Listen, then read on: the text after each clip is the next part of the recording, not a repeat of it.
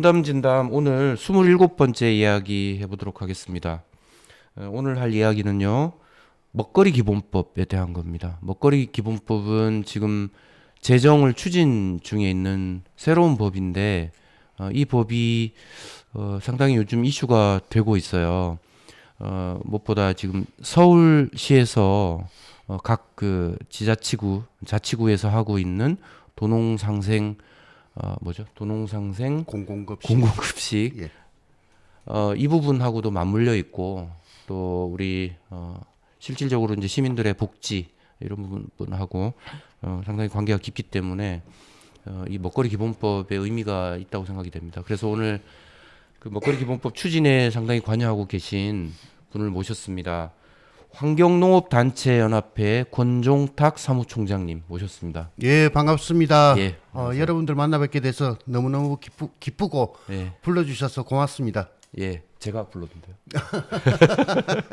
예, 자, 먼저 환경농업단체연합회 어떤 곳인지 소개를 좀 해주십시오. 예, 환경농업단체연합회 이름을 들어보신 분들도 계실 겁니다. 특히나 이시도로 연구소에서 그 운영하는 이 유튜브 방송에 대해서 관심 있는 분들은 저희 단체 이름이 그렇게 생소하지 않을 것인데요.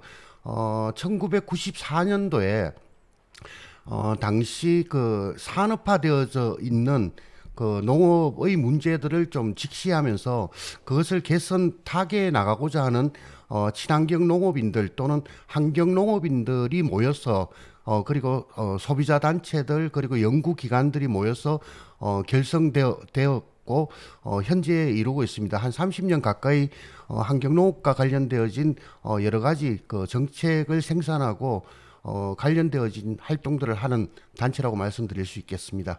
예.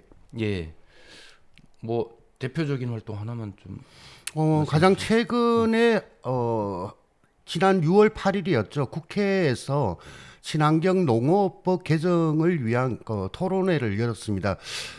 그 토론회의 내용을 보시면 앞서 말씀드린 바와 같이 산업화되어진 그 농업의 문제들을 타개하기 위해서 환경 농업이 시작이 되었고 그러한 환경 농업이 지난 30여 년간 운영되어지는 과정들 속에서 기존의 간행 농업과의 차별성들을 그 안전이라는 것에 좀 주요한 포인트를 맞추어서 소비자들에게 홍보 내지는 선전이 되어진 측면들이 있었고요. 그러다 보니 결과적으로 그 안전의 기준들을 그 법으로 그 규정한 것이 농약 검사였습니다. 그런데 현실적으로 아시다시피 과학 기술이 발달하고 그 과학 기술의 발달에 따라서 비의도적인 즉 생산자가 농약을 사용하지 않았음에도 불구하고 주변의 환경으로부터 그 오염되어지는 것으로 인해서 10만에 가까웠던 그 환경농업 그 생산자들이 현재 5만 명으로까지 줄어들고 있고 매년 한 2천 명씩, 예. 2천 가구씩 줄어들고 있는 상황입니다. 그것을 너무 타개하기 위한 길어가지고요. 그것을 타개하기 위한 그 활동이 이제 알겠습니다. 대표적입니다. 예. 그 지난주에도 제가 가서 같이 봤는데 예, 아주 중요한 활동입니다. 그러니까 그 이런 거잖아요. 이제 유기농 하시는 분들이 농약을 안 쓰신단 말이에요. 안 쓰시지만 지구구 전체가 오염돼 있기 때문에 그렇습니다. 정말 정밀한 장비 가지고 하면 세상 어느 날 북극에서도 혹은 지리산 산 꼭대기에서도 그 채취해가지고 이파리 따가지고 검사하면은 농약이 아주 극미량 그 검출이 맞습니다. 됩니다. 그 의미가 없는 수치인데 그거 검출됐다고 해서 지금 사용하지도 않은 농민들을 예. 사용한 것으로 간주하여 처벌을 하고 있다는 맞습니다. 이런 현실에 대해서 지금 법을 바꾸자 그 얘기잖아요. 그래서 아무튼 뭐 이런 중요한 활동들을 하고 계신데 오늘은 그 얘기보다는 먹거리 기본법이라는 거에 좀 초점을 맞춰서 말씀 나눠볼 예. 건데요. 저도 사실 먹거리 기본법은 자세히 모릅니다. 모르고 지금 뭐 KBS에서 뭐 무슨 방송이 하나 나왔다고 그것 때문에 이쪽 분야에 있는 먹거리 기본법을 옹호하는 이쪽 분야 사람들은 조금 화가 많이 나 있으신 것 같아요. 맞습니다. 무슨 일이 있었던 겁니까 그 방송에서? 이 서울형 도농상생 공공급식이라고 일컬어지는데요. 통상적으로 이 그 어린이집 서울에 그 주소를 둔 학부모가 자기의 그 자녀들을 보내는 그 어린이집에 공급하는 친환경 농산물과 관련되어진 내용입니다.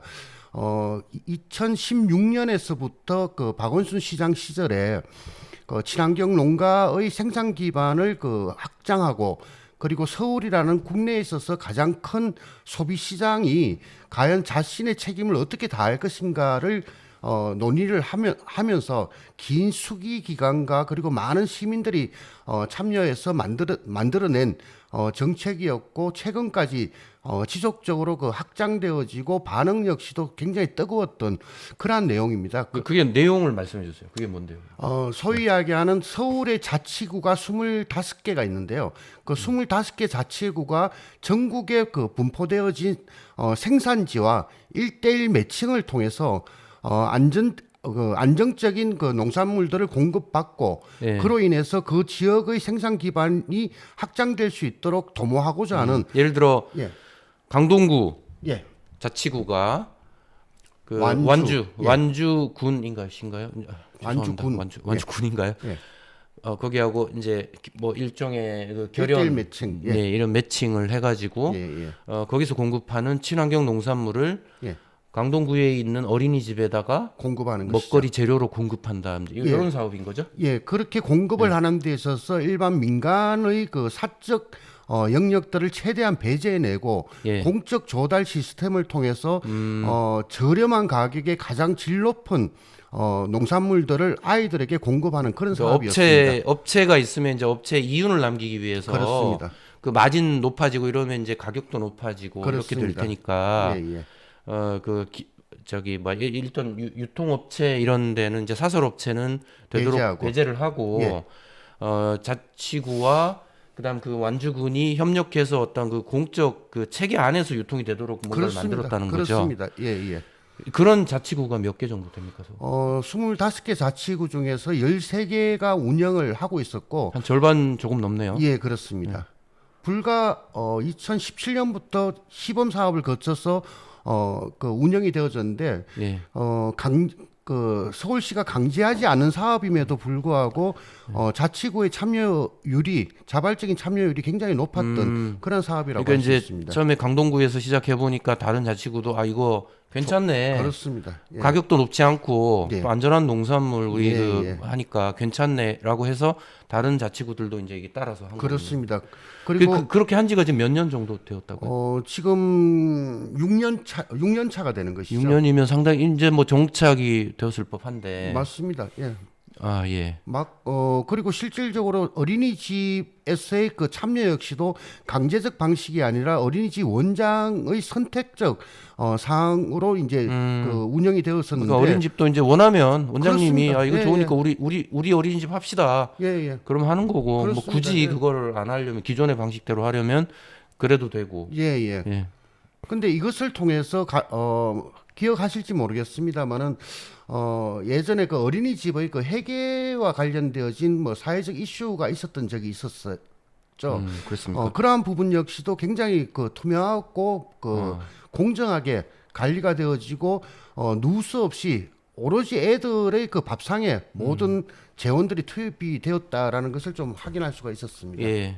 이제 그러한데 방송은 무엇을 뭐 잘못했습니까? 그런데 이렇게 그 시민들의 뭐 저 자발적 참여와 그리고 만족도가 높은 사업이었음에도 불구하고 저는 뭐 늘 얘기합니다마는 그 아이들 밥상 특히나 이제 미래 세대에 대한 투자에 있어서 뭐 여당이든 야당이든 진보든 보수가 따로 있을 수 없다라고 생각을 합니다. 그리고 오히려 이러한 사업들은 보수 쪽에서 더더욱이 이렇게 열과성을 다해야 할 그런 사업이라고 생각을 하는데 이러한 부분이 정치적으로 저 악용이 되어지는 것이죠. 정치적으로요? 예, 그렇습니다. 어떤 면에서 그렇습니까? 오세훈 시장이 이 들어서면서 보궐선거를 통해서 들어서면서 공약 중에 하나가 박원순 시장이 한 사업을 그 전면 백지화시키겠다라는 것을 이제 공약으로 들고 나왔고. 공약으로 들고 나왔어요? 예, 그렇습니다. 공약이라 하면 공개되는 거 아닙니까? 예, 공개된 거죠.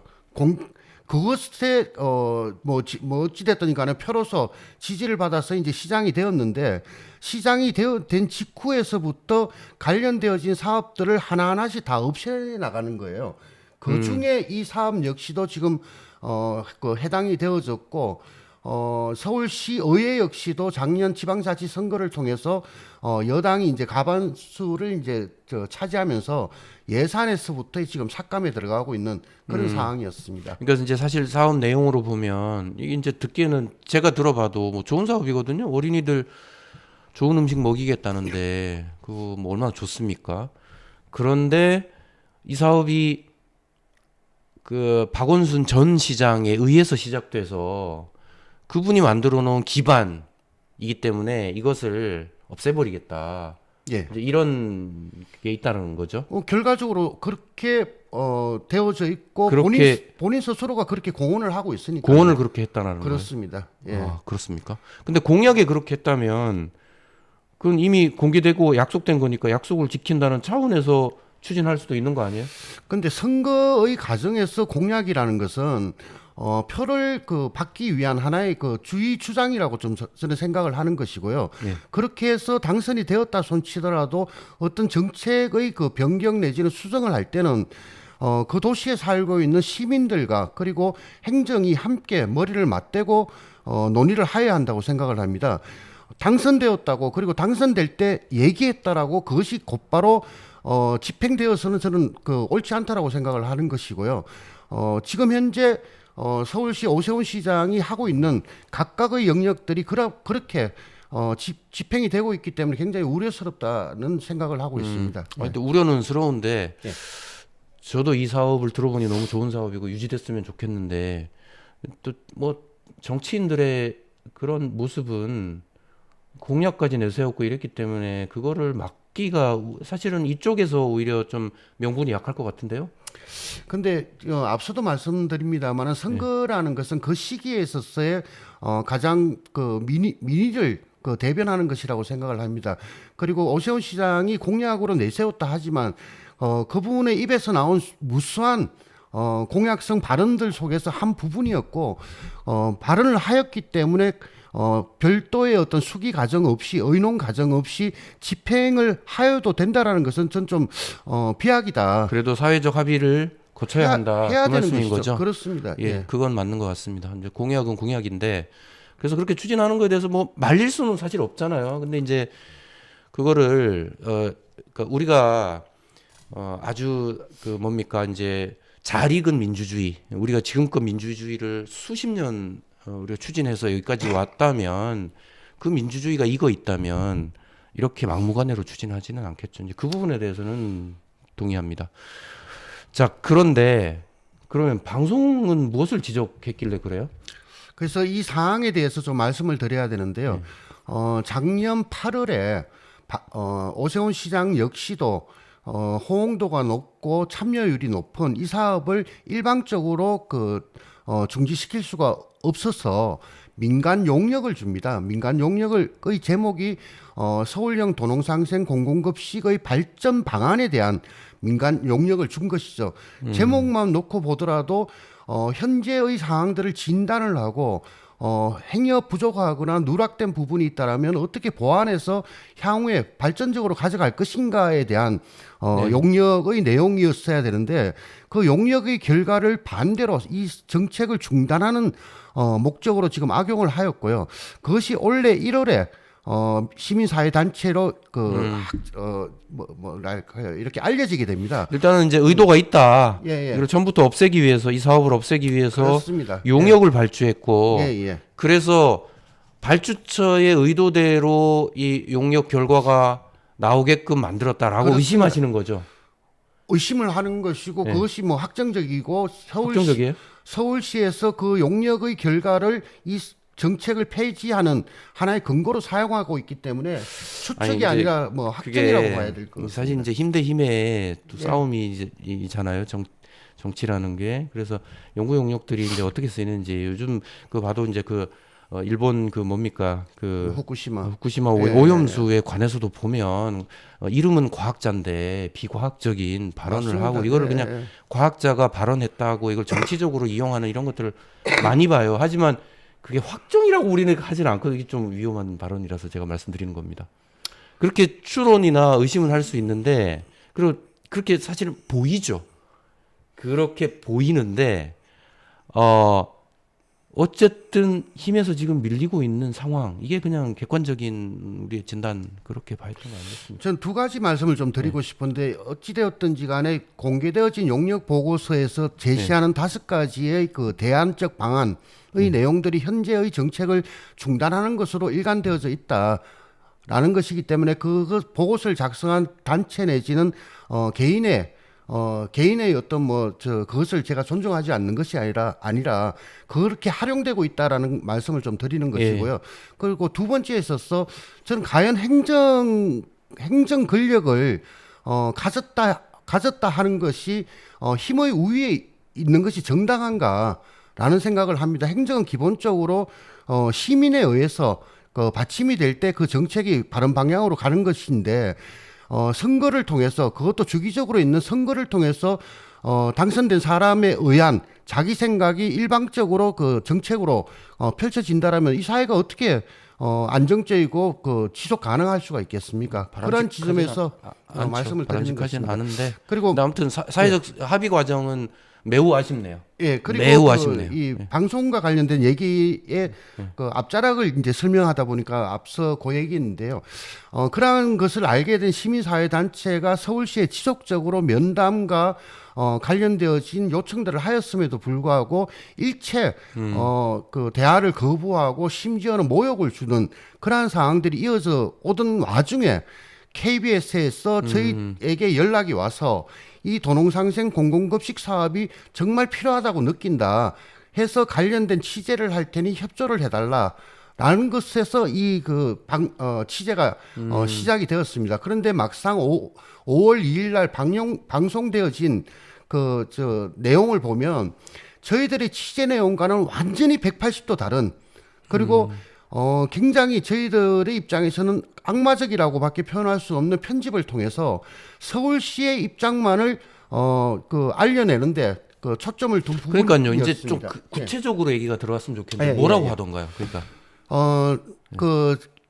현재 그 두 번의 이제 언론 중재 요청이 있어서 저희들이 다 성소를 한 내용인데요. 첫 번째는 취재의 의도를 숨겼다는 것입니다. 앞서도 말씀드렸다시피 도농상생 공공급식에 적극 공감을 하고 관련되어진 서울시의 그 일방적인 행정에 대해서 취재를 하고 싶다라는 것이 취재 의도였음에도 불구하고 방영되어진 부분의 상당 부분은 도농상생 공공급식의 과정에서 일부 발견되어진 부분을 침소봉대해서 방송을 함으로써 참여한 단체와 그러니까요. 그 침소봉대한 내용을 말씀해 주세요. 그러니까 뭐라고 하던가요, KBS가? 제가 한두 가지만 말씀드리겠습니다. 예. 첫 번째, 앞서도 말씀드렸다시피 그 취재가 시작되고 현재까지도 서울시는 저희와 일체의 대화를 하지 않습니다. 하지 않고 있고요. 그럼에도 불구하고 방송의 내부에 보면 첫 장면에서부터 서울시가 시민사회단체와 대화를 하는 듯한 영상을 방영을 합니다. 그 영상의 내용이 뭔가 하면 서울시가 시민단체와 대화를 하는 장소가 아니라 서울시가 개최한 행사장에 접니다, 사실은.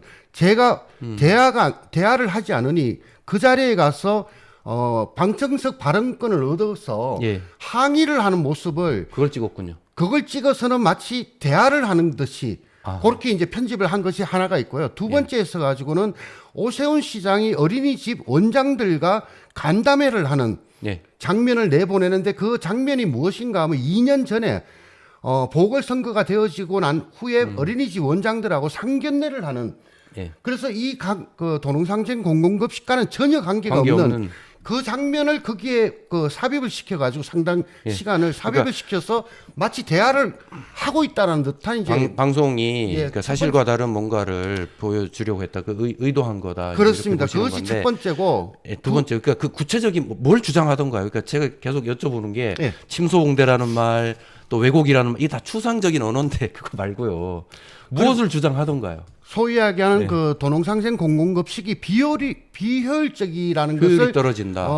증명을 하기 위해서 안간힘을 쓴 거죠. 그런데 그 안간힘을 쓰면서 내놓은 증거들이 왜곡되어지거나 고의적으로 그 편집이 되어졌다.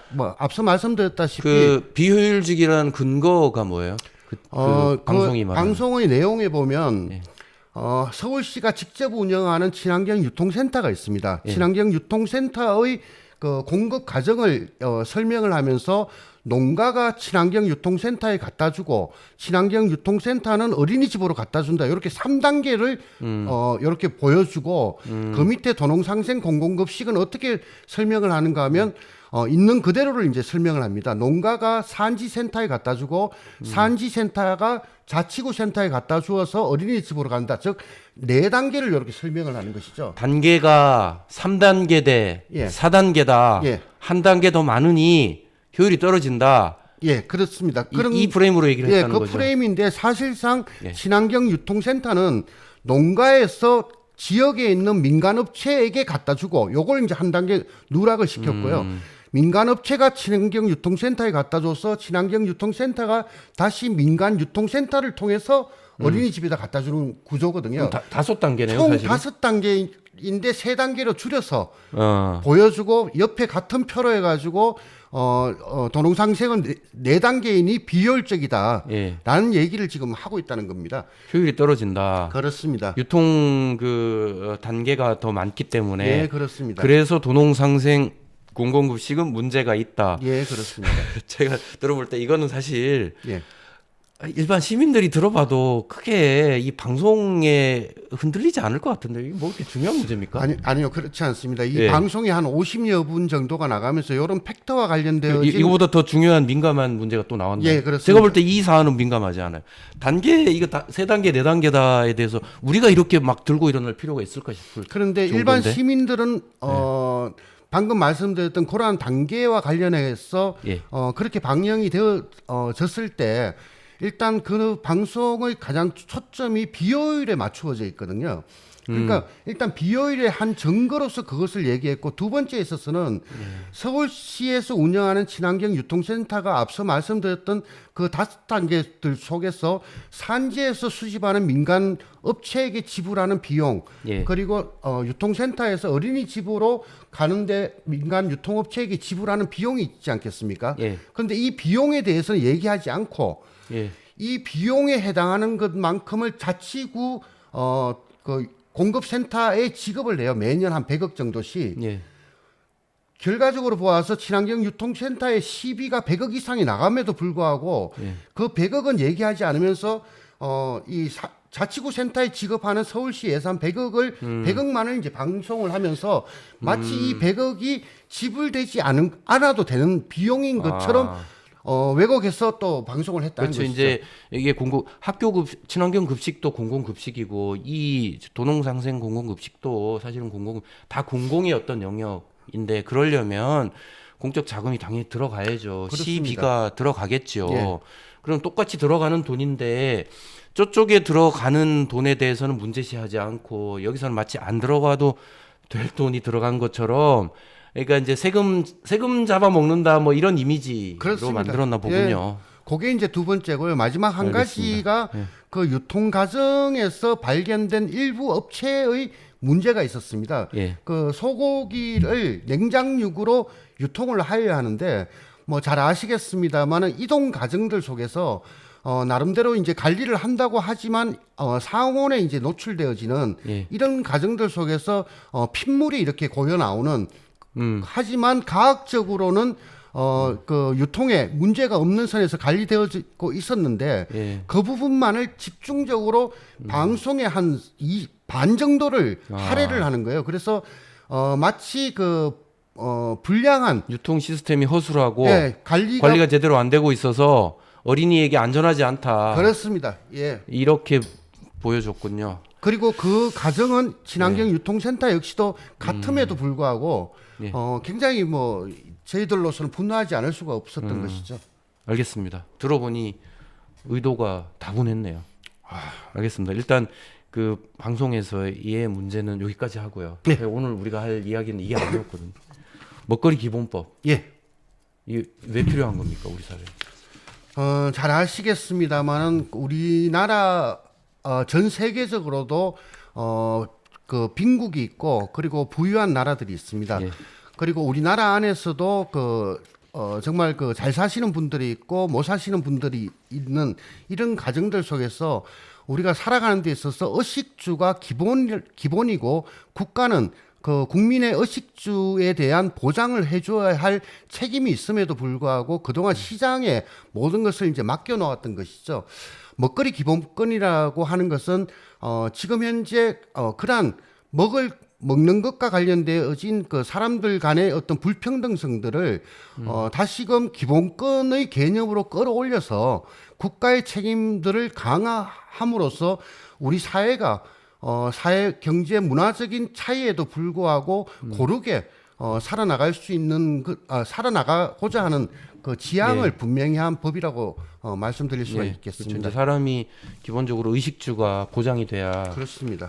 살아갈 수 있기 때문에 그렇습니다. 그 중에서도 이제 먹거리 부분에 예. 대해서는 우리 모두 빈부격차에도 불구하고 좋은 먹거리에 대해서는 다 같이 우리 함께 먹자 뭐 이렇게 생각하면 예, 그렇습니다. 되겠죠? 예. 그리고 우리나라 안에서도 이 상황들이 어느 정도로 좀 심각한가 하면 특히나 시민의 어떤 정치 참여 내지는 뭐 그 활성도가 높은 지역일수록 이러한 공적인 영역에서의 그 혜택들이 높고 반면에 그러한 그 관계들이 좀 소홀한 곳일수록 한국 안에서도 학교에 간 또는 유치원에 간 아이들이 차별을 받고 있다는 것입니다. 그것을 기본적으로 균일하게 관리하자라는 것이 먹거리 기본권. 차별을 어떤 예를 들어서 이제 급식비가 나가죠. 뭐 아시겠습니다만 2000년대 초반에 친환경 무상급식 운동이 시작이 되어졌을 때 한국 사회 안에서 그것이 어떻게 가능하냐라는 인식이 보편적이었으나 이제는 무상급식이 보편적인 사회가 왔습니다. 그런데 그 무상급식에 있어서도 각각의 시도가 다른 거예요. 예를 들어서 경기도의 경우에는 무상급식과 관련되어진 그 행정에서의 지원금 플러스 자치구에서의 지원금이 포개어져서 그 지역에 있는 그 아이들의 밥상이 풍요로운 반면에 지역으로 내려가면 자치구의 예산이 반영되지 않음으로 인해서 수도권에 비해서 뭐 절반에 불과한 그러한 밥상을 받고 있다는 그러니까 것이죠. 차별이라는 게 일단 기본적으로 이제 국가가 제공하는 게 있어요. 예. 그 외에도 이제 자치구나 혹은 지자체마다 거기에서 또 별도로 예산을 마련하면 더 예산이 높아지는 그렇습니다. 거니까 그렇습니다. 아이들의 밥상이 더 풍요로워지고 더 건강해지고 이렇게 되는데 그 예산이 없는 지역은 그 지역에 있는 아이들은 그냥 기본적으로 제공하는 것까지밖에 그렇습니다. 먹을 수가 없다라는 그렇습니다. 거죠. 이것을 차별이라고 보는 거군요. 예, 그렇습니다. 그 지역 대 지역 간의 차별. 그렇습니다. 예. 그러니까 한 지역 안에서의 차별은 많이 없는 거 아닙니까? 어쨌든. 한 지역 안에서도 뭐 사립과 뭐 공립이나 뭐 이런 곳에 차별이 있을 수가 있어. 특히나 뭐 사립과 공립이. 예, 뭐 잘 그렇죠. 이제 아시겠. 사립 학교에서 학교가 또 예산을 낼 수도 있는 거니까. 그건 가능한데. 학교가 예산을 내진 않죠. 예. 그 학부모의 이제 그 사회 경제적인 지위에 의해 가지고 학비를 더 받아서 예. 이렇게 뭐 이 추가적인 그 지원을 하는 것이죠. 알겠습니다. 그러니까 그런 차별. 예. 그러니까 저는 이제 잘못 들을 수 있을 것 같아가지고 한 학교에서 예를 들어 차별을 준다. 어떤 학생은 더 풍요로운 도시락을 먹고 어떤 학생은 뭐 옛날에 우리 예, 그렇습니다. 수도가에 가서 이제 물 먹던 먹고 이건 한 학교에서 있었던 그렇습니다. 일인데 지금 그런 일은 없죠. 지금 그랬다가는 그 학대죠. 예. 예. 그러니까 이제 어쨌든 우리가 이제 이 복지라는 측면에서 복지는 결국은 이제 이게 평등하게 우리가 누릴 그렇습니다. 수 있는 좋은 것을 같이 누린다라는 그렇습니다. 것이기 때문에 그런 차원에서는 많이 개선됐지만 어쨌든 과거보다는 저는 많이 나아진 것 같은데 먹거리 기본법이 필요한 이유는 뭡니까? 그럼 지역과 지역 간의 차별을 더 뭡니까? 이게 차별을 좀 더 없애보자 더. 그래서 어떤 지역이건 상관없이 이런 먹거리에 관해서는 우리 아이들이나 혹은 뭐 공공급식이 전체적으로 요구될 테니까 뭐 예를 들어 요즘 뭐 많이 이슈가 되는 군대 급식, 예, 그렇습니다. 학교 급식, 예. 어린이 급식, 뭐 그다음에 또 공공기관의 급식 이런 데서 좀 이제 좋은 먹거리를 보장해 보자 뭐 이런 취지라고 제가 그렇게 생각합니다. 그렇습니다. 앞서도 말씀드렸습니다만은 한국이 이미 그 국민 소득이 32,000, 33,000불의 시대에 와 있습니다. 과거에 비해서 현재를 평가할 수는 저는 없다고 생각을 합니다. 그만큼 사회가 발전한 것이니까요. 저희가 지금 현재 휴대폰을 사용하고 TV를 바라보면서 조선 시대보다는 지금 낫지 않느냐라는 것은 예. 뭔가 이렇게 좀 적정하지 않지 않느냐라는 좀 생각이 되어지고 현재를 기준으로 향후의 지속 가능한 사회를 만들어야 된다고 생각을 하는 것이거든요. 예. 그러했을 때 지금 이 국민의 가장 기본적인 의식주를 어느 정도 선에서 기본권으로 우리가 국가가 책임질 것인가에 대한 논의를 하는 것이고, 그동안에 이러한 관련되어진 법령이라든지 해당 부처가 정부 부처에서 한 8개 부처로 나누어져 있었어요. 그래서 관리가 되어지고 있었습니다. 그래서 이쪽 부처에서 하는 일을 저쪽 부처가 알 수가 없는 이러한 행정의 벽들이 있었는데, 먹거리 기본권을 통해서 이 8개 부처에 상계되어져 있는 각종의 법률이라든지 이러한 부분을 좀 통일적으로 관리하자. 그리고 중앙정부의 책임성을 높이고 지자체, 앞서 말씀드렸던 지자체의 불균등성들을 좀 확보해내자라는 것이 일차적인 먹거리 기본법의 취지라고 볼 수가 있겠습니다. 알겠습니다. 근데 이제 그 부처 간의 장벽을 없애고 이런 거를 법에까지 굳이 명시할 필요가 있나요? 그거는 그 법에서는 일단 이 법의 목적, 기본 취지, 원칙 이런 것들을 다루면 되는데, 부처 간의 장벽은 먹거리 외에도 수많은 다른 산업계에서도 문제시되고 있는 건데 굳이 그 장벽을 넘을 수 있는 방법을 이제 저희들이 단연간 연구 내지는 논의를 거쳐서 소관 부처를 전 부처를 관리하고 있는 국무총리실로 해야 한다라는 내용을 법에 명기를 했다는 말씀입니다. 알겠습니다. 그게 명기되지 않으면 사실은 이제 그 소관 부처가 또 주무 부처가 정해지면 그렇습니다. 다른 부처들은 사실 별로 이것도 협조를 안 해줄 수 있으니까 그렇게 되면 사실은 우리가 취하고자 하는 목적이 사실 잘 안 될 수가 그렇습니다. 있죠. 그래서 그런 차원에서 예를 들어 국무총리실 이런 데는 이제 여러 부처를 통솔할 수 있는 곳이니까. 그렇습니다. 무슨 말씀인지 알겠습니다.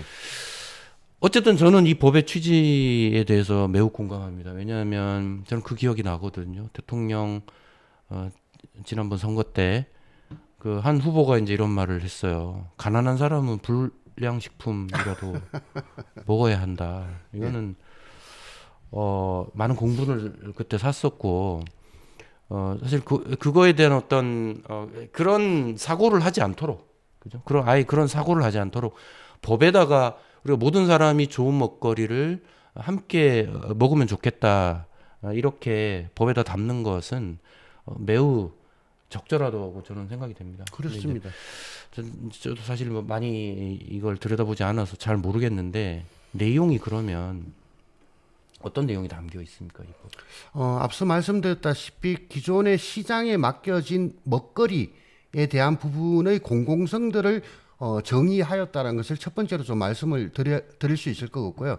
두 번째에 있어서는 8개 부처의 수많은 법률로서 산재해 있었던 부분을 좀 총괄적으로 관리할 수 있게끔 국무총리실의 그 역할을 부여하였다라는 것을 이제 두 번째로 말씀드릴 수 있겠고, 그러한 그 두 가지의 내용들을 집행하는 데 있어서 중앙정부의 책임성들을 특별하게 좀 강조하였다라는 말씀을 드릴 수가 있을 것 같습니다. 그리고 나아가서는 그러한 중앙정부가 지방자치단체들을 어떻게 그 협의의 그 틀로 강제할 것인가의 내용을 명기를 하였고, 이러한 부분들 단지 행정에다만 맡기는 것이 아니라 민간 협치 기구로서 상설화시켜야 된다라는 내용과 이러한 것을 점검하기 위해서 주기적으로 5년에 한 번씩은 발전 계획과 그것의 실적들을 점검하게끔 하는 그런 내용으로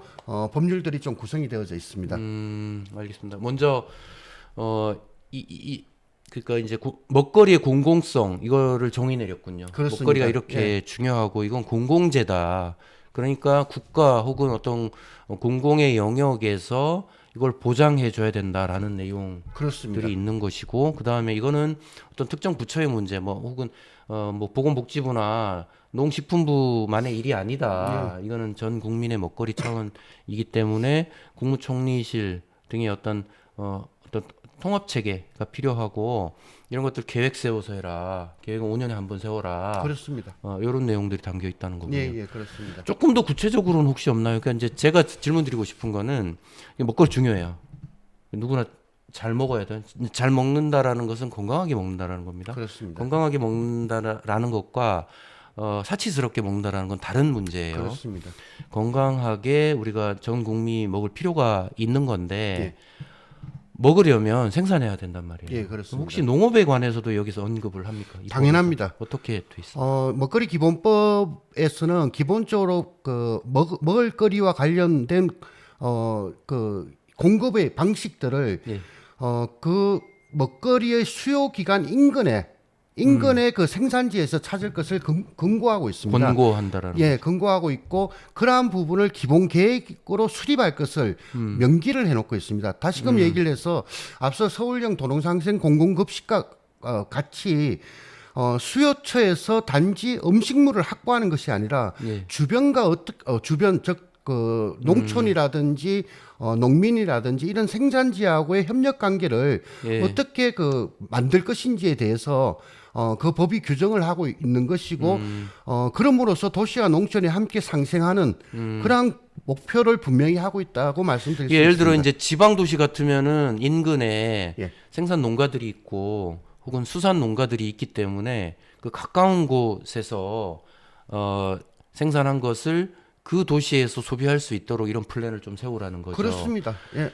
그다음 이제 서울시는 사실 머니까 거리가 멀고 또 서울에 맞닿아 있는 곳에 대해서만 하면 경기도로 이제 그렇습니다. 축소되니까 예, 예.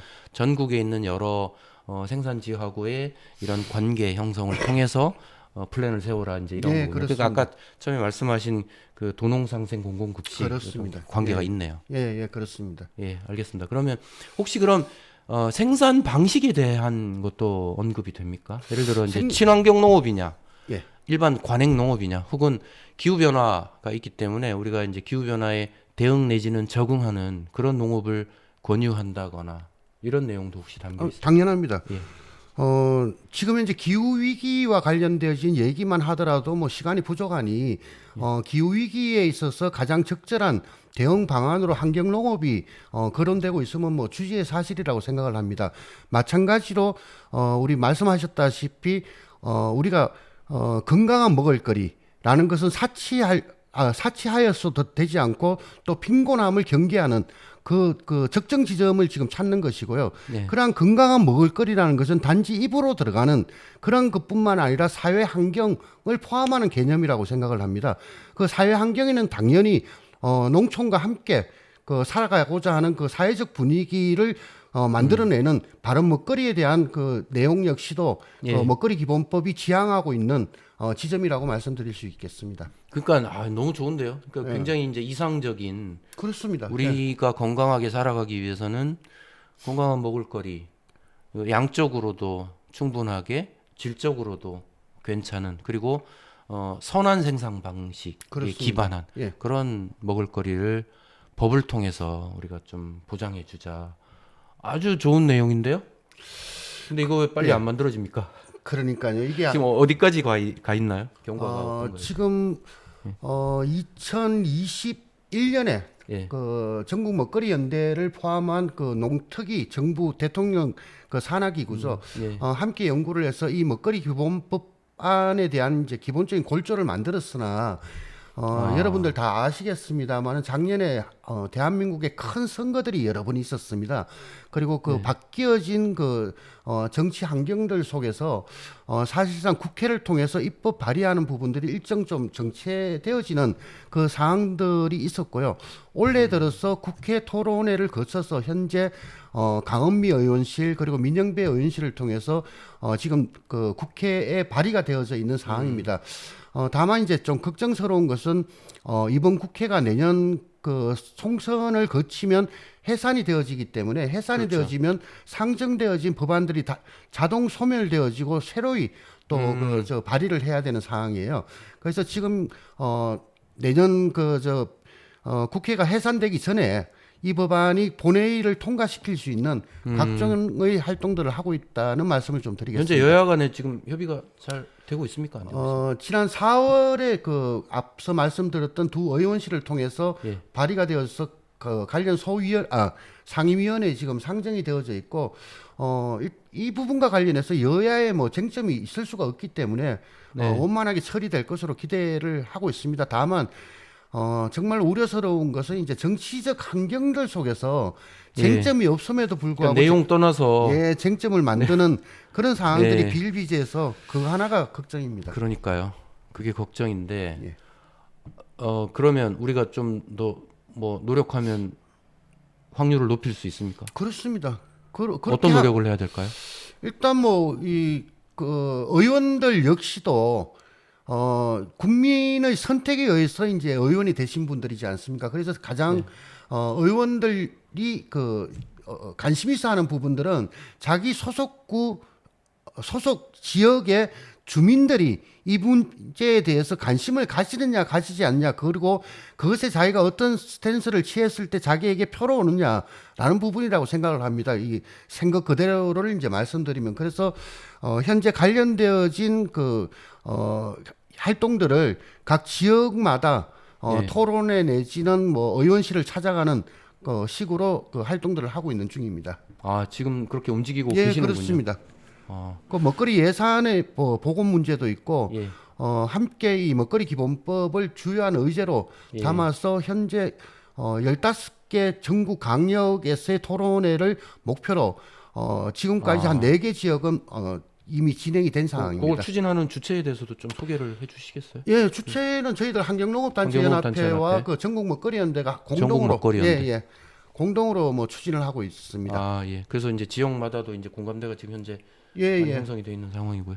지난 6월 2일에는 전북에서 했고요. 아, 예. 5월 31일에는 충청 건역에서 했고 예. 이번 달 28일에 제주, 29일에 경기도에서 이미 확정을 하고 예. 진행이 되고 있는 중입니다. 정치권의 반응은 어떤가요? 그런 거 개최하면 이렇게 많이 찾아줍니까? 어찌되었든지 간에 지역에서 하니까 예. 그 지역구 의원님들이 하다못해 축사를 보낸다든지 참석을 하시더라고요. 예. 그리고 그 자리에 오셔가지고 뭐 다른 말씀 하시겠습니까? 돌아가서 적극적으로 진행하겠다는 예. 약속들을 해주고 계십니다. 예, 알겠습니다. 자, 뭐 먹거리 기본법 새롭게 우리 사회에서 추진하고 있는 법인데요. 이미 정치권에서도 관심들이 있으시고 또 무엇보다 이제 민간에서 활발하게 이 제정을 추진하고 있는 것 같습니다. 뭐 관련해서 마지막으로 좀 더 하실 말씀이 있으실까요? 뭐 먹거리와 관련된 얘기는 다시금 말씀드립니다만 저는 뭐 정치적 지형하고 관계 없어야 된다고 생각을 합니다. 네. 여당을 지지했던 야당을 지지했던 전 국민의 그 생존과 관련된 문제이기 때문에 더불어서 이 보수라고 지칭되어지는 곳에서 더더욱이 이 기본권과 관련된 역할과 활동들이 있어주기를 좀 기대를 합니다. 사실상 지금 현재 그 쟁점 전국민적인 이슈로 올라와 있는 것이 후쿠시마 그 핵오염수 해양 투기와 관련된 문제인데 예. 그 역시도 사실 먹거리와 관련된 문제입니다. 시청하시는 분들께서 일본의 그 핵오염수 그 해양 투기와 관련되어진 저지 활동에 보다 적극적으로 참여하셔서 현재 우리뿐만 아니라 향후 살아가야 될 미래 세대에게 부끄럽지 않는 우리 스스로가 되었으면 좋겠습니다. 알겠습니다. 그럼 말씀 나온 김에 그 지금 후쿠시마 오염수 네. 요거에 대해서 짧게 그냥 한번 지금 현재 활동 내용과 또 우리가 참여할 수 있는 방법 요 두 가지만 한번 설명해 주시겠어요? 일단 간단하게 좀 말씀을 드리면 네. 일본의 그 속담 중에 이런 말이 있습니다. 주위에 폐를 끼치지 마라. 이거는 일본 사람들이 평생을 살아가면서 우리나라의 속담 이상으로 가지는 삶의 철학 중에 하나에 있습니다. 우리 사회도 마찬가지죠. 우리 민폐 끼치지 말자 뭐 이런 맞습니다. 말 뭐 흔히들 하는데 예. 그게 그거죠. 뭐. 그러한 그 일본이 20세기 초반에는 전 세계를 향해서 전쟁을 벌였고 이번에 이 내용은 총칼을 들지 않았다 뿐이지 또 다른 저는 폐악질이라고 생각을 합니다. 일본 스스로가 그래서는 안 된다라고 생각을 하는 것이고요. 두 번째에 있어서는 정말 방법이 없느냐는 것입니다.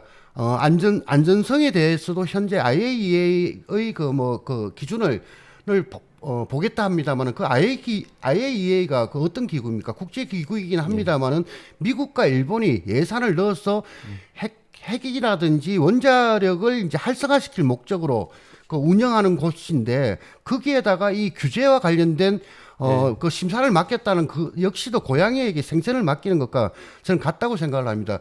더불어서 지난 10년 동안 육상에 보관되어진 그 오염수가 150만 배럴이라고 하는데 여러분들 그 여수에 가보시면 석유 단지가 있습니다. 그 하나인가요? 거기서 이제 그 탱크 하나가 100만 배럴이거든요. 그런 탱크 하나 반만 있으면 10년을 보관할 수가 있고, 그거 10개가 있으면 100년을 보관할 수가 있습니다. 그 비용이 얼마가 든다고 전 세계 인류가 누려야 될 그 환경에 대한 문제를 이렇게 하는 것인지에 대해서는 개탄스럽지 않을 수가 없다는 말씀을 드리고 싶고요. 결과적으로 지금 현재 다양한 활동들이 이루어지고 있습니다. 서명 활동에서부터 시작해서 일본이 미국에 얘기를 잘 들으니 백악관에 지금 탄원 편지를 보내는 등 여러 가지 활동이 있고 매주 기자회견과 그리고 전국민 대회가 있습니다. 그러한 부분들을 참고하셔서 지역에서부터 또는 전국적인 행사가 있을 때 좀 적극적으로 참여를 하셔서 정부가 하고 있지 못하지만 우리 국민은 어떻게 생각하는지를 표현해 주시기를 기대하겠습니다. 예. 말씀 중에 지금 화면이 꺼져 버렸는데요. 예. 뭐 왜 그런지는 잘 모르겠습니다. 아무튼 끝날 때가 돼서 예, 자동으로 이렇게 하도록 하죠. 오늘 좋은 말씀 감사하고요. 이 먹거리 기본법 성공적으로 만들어지기를 우리 21대 국회에서 좀 많은 정치인들께서도 도와주셔가지고 이거 좋은 법 반드시 우리 사회에 만들어지도록 그렇게 됐으면 좋겠습니다. 오늘 출연해 주셔서 감사합니다. 고맙습니다. 네.